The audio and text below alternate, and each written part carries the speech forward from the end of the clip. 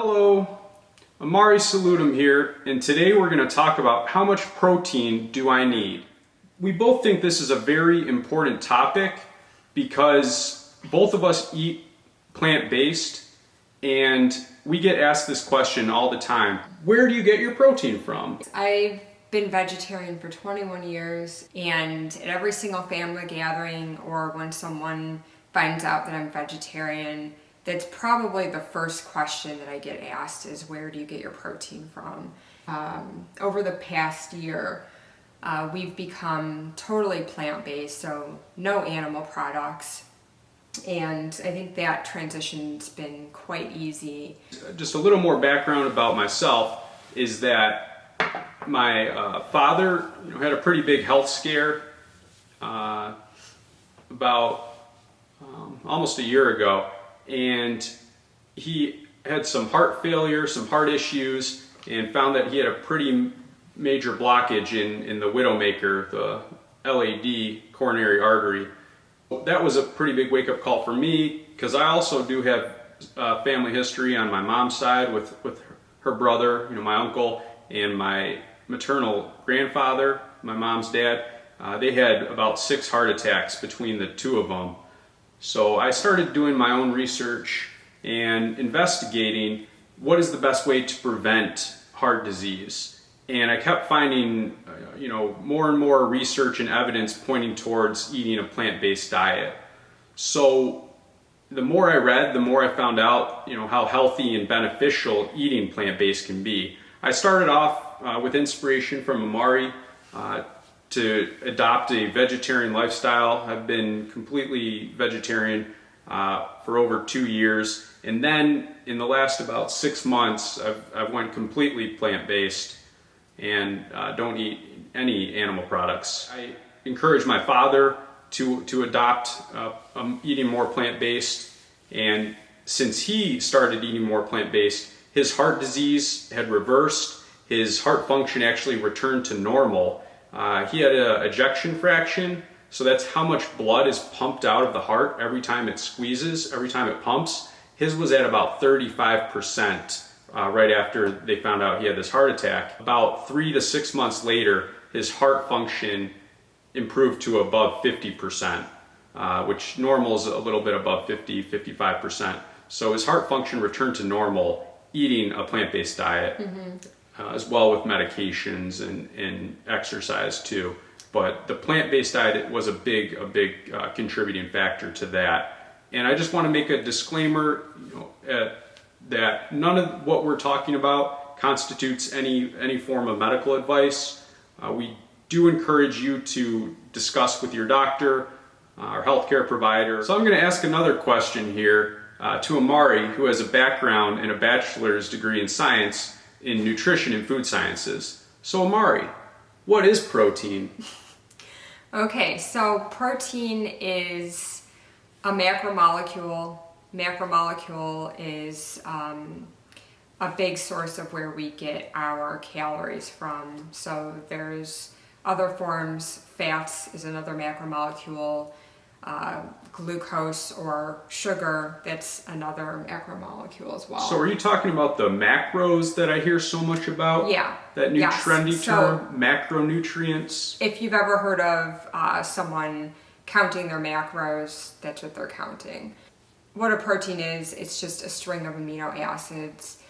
There are 8 or 9 essential amino acids depending on who you ask, and essential means that we need to get those amino acids from our diet. So what we wanted to also talk about was just like where's this idea that protein equals meat? Where does that come from? Because if you look at most holidays and most meals, the central focus of the meal is always the meat. For different holidays, whether it's Christmas, a big ham. For Thanksgiving, we have a big turkey. And I actually wanted to read a section in the book. It's called the China Study. So this is a famous study. I definitely learned a little bit about this in my nutrition studies, but I never actually read the book until it was gifted to me. So says here, early scientists like Carl Voigt, a prominent German scientist, they were staunch champions of protein. So Voigt found that man needed only 48.5 grams per day, but nonetheless he recommended a whopping 118 grams per day because of the cultural bias at that time. He knew that we only needed a certain amount, but it was boosted. And so that cultural bias that he's talking about is that there was an association with eating meat and being like upper class, and it was thought that people who were from lower classes, they ate more grains or they cereals. ate more, like cereals, they ate more wheat products, corn, stuff like that. It was a pretty big status symbol if you could afford to eat a lot of meat. It says here that protein equaled meat, and everyone aspired to have meat on his or her table, just as we aspire to have bigger houses and faster cars. So again, that kind of keeping up with the Joneses. Idea. Serving meat, yeah. If you're having people over or you're just eating your family dinner and you were bringing home the bacon, eating a lot of meat, meant you were wealthy or well-to-do. Voigt figured you can't get too much of a good thing. And I think that's why this mindset still persists today of why protein is associated with meat and why there's this really strong fixation or this idea that I need a lot of protein, that protein means health, that if I eat a lot of protein, I'm going to be healthy. And actually the word protein comes from the Latin root protus, which means foremost or of vital importance. So even in the word, the origin of protein seems to have this very important role in life and in eating and in health. Voigt went on to mentor several well-known nutrition researchers of the early 1900s, including Max Rubner and W.O. Atwater. Both students closely followed the advice of their teacher, of course. Rubner stated that protein intake, meaning meat, was a symbol of civilization itself. A large protein allowance is the right of a civilized man. As director of the USDA, he recommended 125 grams per day. Only about 55 grams per day is now recommended. It's just this cultural bias has been very entrenched in today's world and just nutritional advice too. So the recommended dietary allowance for protein is 0.8 grams of protein per kilogram of body weight.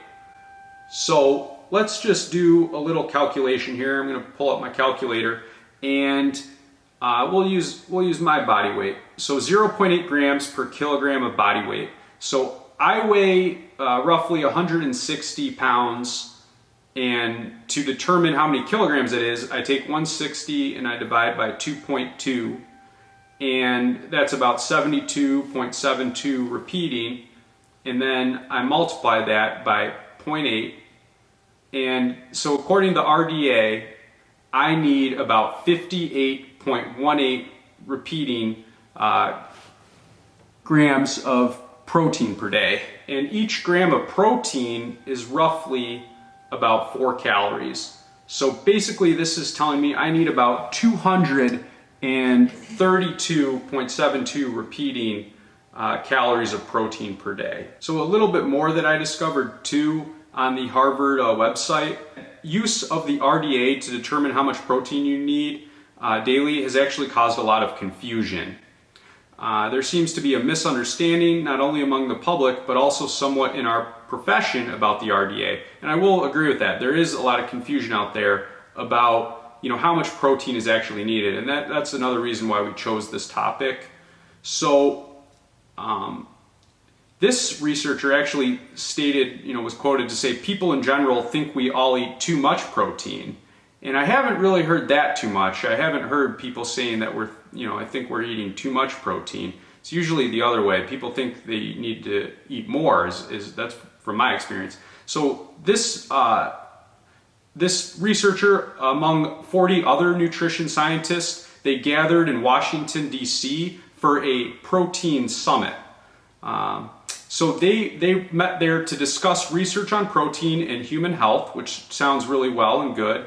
And the summit was actually organized and sponsored by beef, egg, and other animal-based food industry groups. Surprise, surprise. I wonder what they were talking about.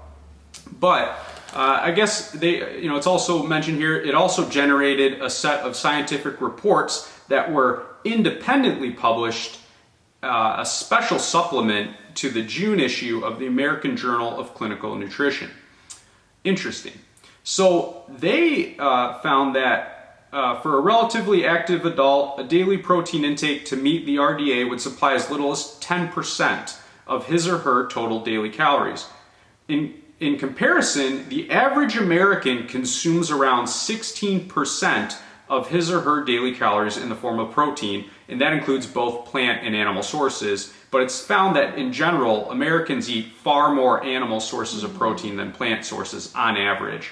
The average American actually eats around 80% of their protein calories from animal-based sources. If we're already eating about 16% of our calories from protein and 80% from animal sources, then maybe we need to re-examine something and maybe see, what other sources are out there for protein. It's often thought that protein from animal products is far superior than from plant products. Again, that is another myth. It's just simply not true. There are many sources of plant protein products. Earlier today, I was actually looking in our cupboard and I found stone ground whole wheat flour, and I checked the label on that, and it has 7 grams of protein per serving, so just a 1/4 cup. And then I took a look at white flour that we also had, and that only has 3 grams of protein. So sticking with whole plant-based sources that aren't as refined